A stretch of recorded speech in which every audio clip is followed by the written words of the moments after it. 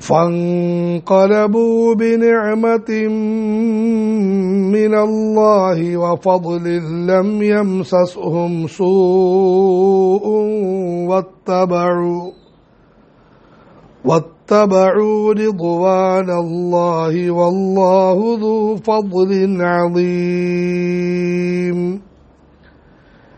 إنما ذلكم الشيطان يخوف أولياءه فلا تخافوهم وخافون إن كنتم مؤمنين فانقلبوا അങ്ങനെ സഹാബികൾ മടങ്ങി ബിനിഅമതിൻ മിനല്ലാഹ് പടച്ചവന്റെ ഭാഗത്ത് നിന്നുമുള്ള അനുഗ്രഹം സമ്പാദിച്ചുകൊണ്ട് വഫദ്ലിൻ ഔദാര്യവും സമ്പാദിച്ചുകൊണ്ട് മടങ്ങി ലം യംസസ്ഹും സൂ അവർക്ക് യാതൊരു ബുദ്ധിമുട്ടും ബാധിച്ചില്ല വത്തബഉ റിദ്വാനല്ലാഹ് അവർ പടച്ചവന്റെ പൊരുത്തത്തെ പിൻപറ്റി വല്ലാഹു ദൂ ഫദ്ലിൻ അലീം അല്ലാഹു വലിയ ഔദാര്യമുള്ളവനാണ് ഇന്നമാ ദാലികും തീർച്ചയായും നിങ്ങൾ മനസ്സിലാക്കേണ്ട കാര്യം അശ്ശൈത്വാൻ പിശാച് യുഖവ്വിഫു പേടിപ്പെടുത്തുന്നു ഔലിയാഹു അവന്റെ ആത്മമിത്രങ്ങളെ പേടിപ്പെടുത്തുന്നു ഫലാ തഖാഫൂഹും അപ്പോൾ നിങ്ങൾ അവരെ ഭയപ്പെടരുത് വഖാഫൂനി നിങ്ങൾ എന്നെ ഭയപ്പെടുക ഇൻ കുൻതും മുഅ്മിനീൻ നിങ്ങൾ സത്യവിശ്വാസികളാണെങ്കിൽ ഉഹദ് യുദ്ധത്തിന് ശേഷം ഒരു വർഷം കഴിഞ്ഞിട്ടുള്ള സംഭവത്തിന്റെ ബാക്കി ഭാഗമാണ് പറയുന്നത്. സഹാബികൾ ബദറിലേക്ക് പോയി. ശത്രുക്കൾ പേടിച്ചു വരേണ്ടി വന്നില്ല. അവരവിടെ ധാരാളം കച്ചവടങ്ങൾ നടത്തി. അള്ളാഹു അവർക്ക് വലിയ സമ്പാദ്യങ്ങൾ കൊടുത്തു. അള്ളാഹു പറയുന്നു, ഒരു ഭാഗത്തവർ സമ്പാദ്യങ്ങളുമായി, മറുഭാഗത്ത് പടച്ചവന്റെ സ്നേഹ അനുഗ്രഹങ്ങളുമായിട്ടവർ മടങ്ങി. ദീനിന്റെ മാർഗത്തിൽ പരിശ്രമിക്കുന്നത് രണ്ട് ഫലമാണുള്ളത്. ഒന്ന്, ഈ ലോകത്തെ അനുഗ്രഹങ്ങൾ അള്ളാഹു തരും. രണ്ട്, പരലോകത്തെയും പ്രതിഫലം അള്ളാഹു തരും. فانقلبوا بنعمة من الله ആദരവായ റസൂലുള്ളാഹി സല്ലല്ലാഹു അലൈഹി വസല്ലമയുടെ ആഹ്വാനം കേട്ട് വീണ്ടും ബദറിലേക്ക് പുറപ്പെട്ട സഹാബികൾ അവിടെ പോയി. ശത്രുക്കളാരുമില്ലായിരുന്നു. ആ സമയത്ത് അവർ കച്ചവടങ്ങൾ നടത്തി. ബദർ കച്ചവട കേന്ദ്രമായിരുന്നു. ഇന്നും കച്ചവട കേന്ദ്രമാണ്. അവിടെ അവർ കച്ചവടം നടത്തി. അതിൽ അല്ലാഹു തആല ധാരാളം പ്രയോജനം നൽകി. ബിനിഅമതിൻ മിനല്ലാഹി വഫളൽ പടച്ചവന്റെ അനുഗ്രഹവും ഔദാര്യവുമായി മടങ്ങി. ഓർക്കണം, ഹലാലായ സമ്പത്ത്, നല്ല വഴിയിലൂടെ ലഭിക്കുന്ന പണം പടച്ചവന്റെ അനുഗ്രഹമാണ്, ഔദാര്യമാണ്. ഇസ്ലാം ഭൗതിക ആർത്തിയെയും നിഷിദ്ധമായ സമ്പത്തിനെയും ശക്തമായി എതിർക്കുന്നുണ്ട്. മറുഭാഗത്ത് ദീനിയായ നന്മകൾക്ക് വേണ്ടി അനുവദനീയമായ സമ്പത്ത് സമ്പാദിക്കുന്നതിനെ പ്രേരിപ്പിക്കുന്നുമുണ്ട്. ചുമടെടുത്ത് ശരിയായ ജോലികൾ ചെയ്ത് സമ്പാദിക്കുന്ന സമ്പാദ്യം പടച്ചവന് അനുഗ്രഹമാണ്, പടച്ചവന് ഔദാര്യമാണ്. فانقلبوا بنعمة من الله وفضل പടച്ചവന്റെ അനുഗ്രഹങ്ങളും ഔദാര്യങ്ങളുമായി അവർ മടങ്ങി. ധാരാളം ആളുകൾ സമ്പത്തിനെ നിസ്സാരമായി കാണാറുണ്ട്. സമ്പത്തല്ല കുഴപ്പം, സമ്പത്ത് സമ്പാദിക്കുന്ന മാർഗമാണ് കുഴപ്പവും അതുപോലെ നന്മയുമാകുന്നത്.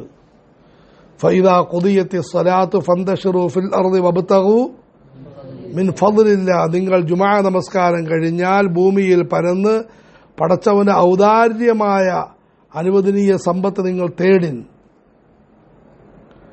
ജഅലല്ലാഹു ലക്കും ഖിയാമൻ. അല്ലാഹു ഈ ലോകത്ത് നിലനിൽപ്പിന്റെ ആധാരമാക്കിയ സമ്പത്തിൽ നിങ്ങൾ സൂക്ഷ്മത കാണിക്കും.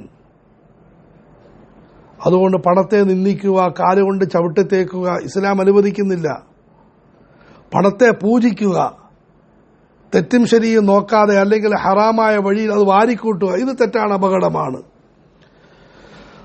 فانقلبوا بنعمة من الله وفضل لم يمسسهم سوء. അവർക്കൊരു ബുദ്ധിമുട്ടുമുണ്ടായില്ല.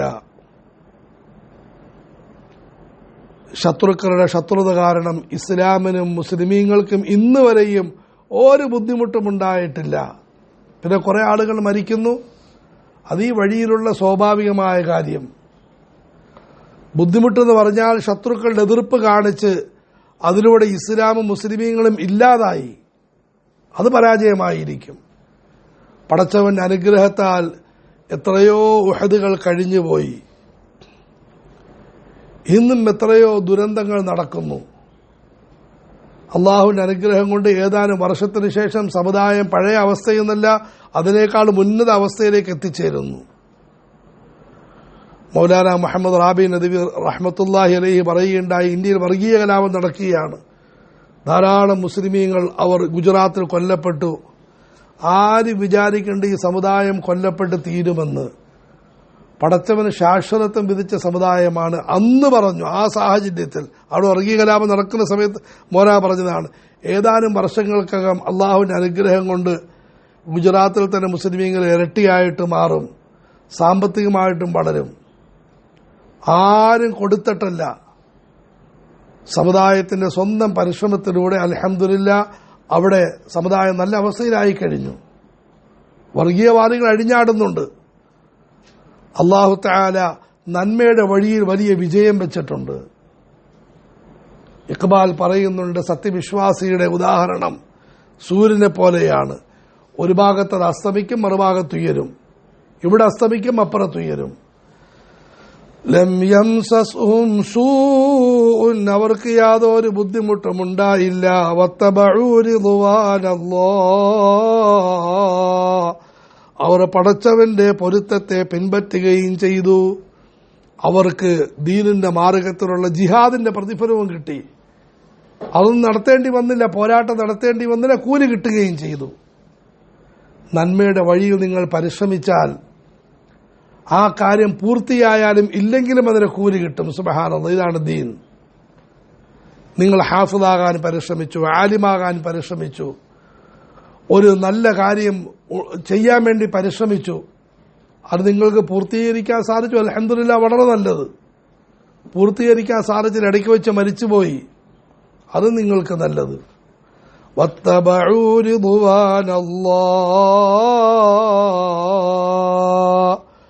പടച്ചവന്റെ പൊരുത്തവും സമ്പാദിച്ചുകൊണ്ട് അവർ മടങ്ങി. വല്ലാഹു ദൂ ഫദ്ലിൻ അളീം, ഇത് അവരെയും നമ്മെയും പ്രേരിപ്പിക്കാൻ വേണ്ടി പറയുന്നു. അള്ളാഹു വലിയ ഔദാര്യവാനാണ്. പ്രിയപ്പെട്ട അടിമകളെ, നിങ്ങൾ നൂറ്റാണ്ടുകൾ കഴിഞ്ഞാലും ആ സഹാബാക്കളെ പിൻപറ്റി ജീവിച്ചാൽ അവരെ അനുഗ്രഹിച്ചതുപോലെ നിങ്ങളെ അനുഗ്രഹിക്കും. പടച്ചവന്റെ ഖജനാവ് കുറച്ചു പേർക്ക് കൊടുത്ത് തീർന്നു പോയിട്ടില്ല. വലിയ ഔദാര്യമുള്ളവരാണ്. ഇന്നും ആഗ്രഹിച്ചു വരൻ, ദീനിന്റെ മാർഗത്തിൽ പരിശ്രമിക്കാൻ, നന്നാകാൻ, ലോകത്തെ നന്നാക്കാൻ നിങ്ങൾ പരിശ്രമിക്കാൻ. അള്ളാഹു ആ മഹാന്മാരെ അനുഗ്രഹിച്ചതുപോലെ ഇന്ന് നിങ്ങളെ അനുഗ്രഹിക്കും. പിന്നെ അള്ളാഹു സുബ്ഹാനഹു വ തആല ശത്രുക്കളുടെ പ്രചാരണങ്ങളുടെ ഒരു രഹസ്യം പറയുകയാണ്. ഇന്നമാ ദാലികുമുശ് ശൈത്വാനു യുഖവ്വിഫു ഔലിയാഅ,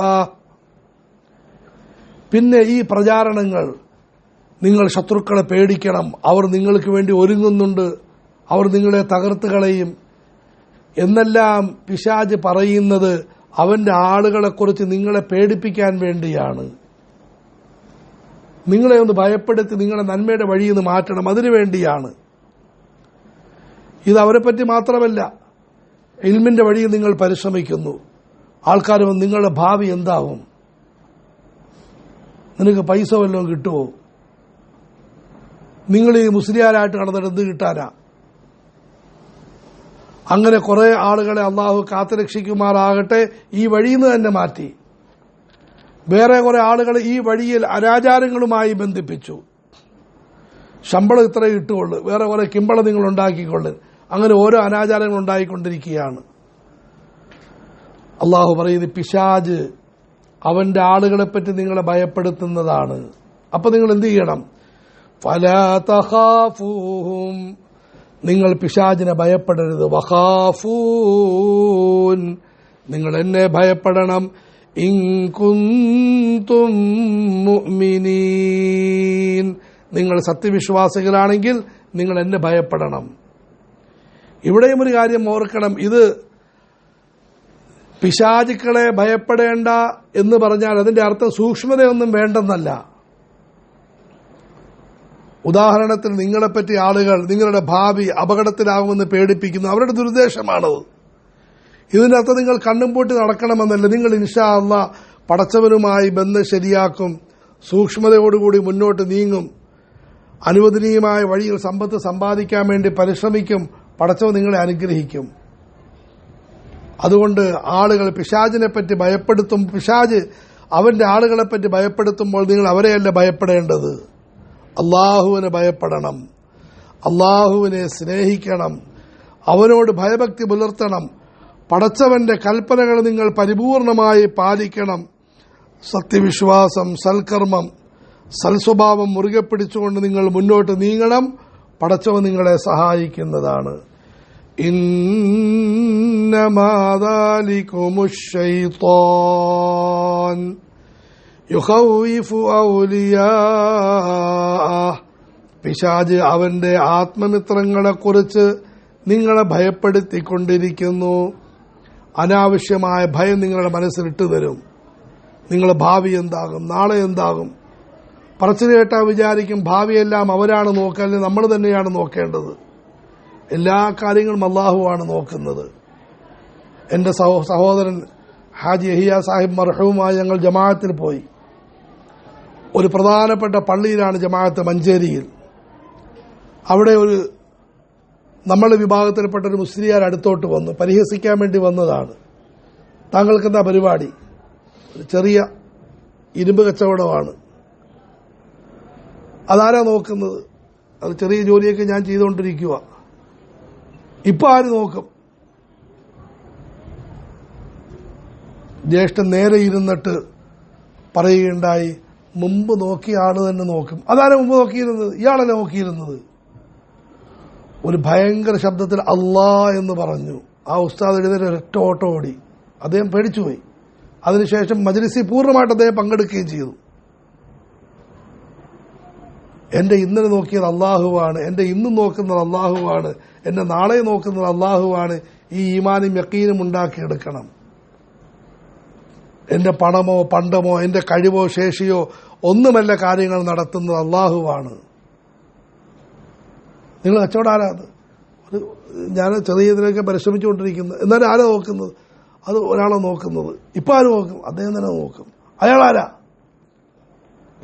അള്ളാഹ് ഈമാനോടുകൂടി പറഞ്ഞു. ഈമാനോടുകൂടി ഇഖ്ബാൽ പറയുന്നു, ഈമാനോടുകൂടി അള്ളാഹ് എന്ന് വിളിക്കുമ്പോൾ ആകാശത്തിന്റെ കവാടങ്ങൾ തുറക്കപ്പെടും, സ്വീകാര്യതയുടെ കരം നീണ്ടുവന്ന് അത് സ്വീകരിക്കുന്നതാണ്.